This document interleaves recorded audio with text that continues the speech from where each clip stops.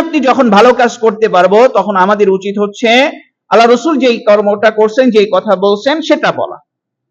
আল্লাহ রাসূল সাল্লাল্লাহু আলাইহি ওয়াসাল্লাম বলেন, কানা সাল্লাল্লাহু আলাইহি ওয়াসাল্লাম ইযা রাআ মা ইয়াসুররুহু ক্বাল আলহামদুলিল্লাহিল্লাযী বিনি'মাতিহি তাতিম্মুস সালিহাত। যে কানা সাল্লাল্লাহু আলাইহি ওয়াসাল্লাম ইযা রাআ মা ইয়াসুররুহু, যখন আল্লাহ রাসূল সাল্লাল্লাহু আলাইহি ওয়াসাল্লাম কোন জিনিস দেখে খুশি হইতেন তখন আল্লাহ রাসূল বলতেন আলহামদুলিল্লাহ, সমস্ত প্রশংসা আল্লাহ তাআলার জন্য।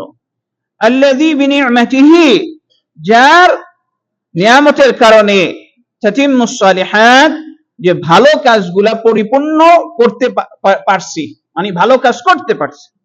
এটা আমার আপনার উচিত হচ্ছে কোনো ভালো কাজ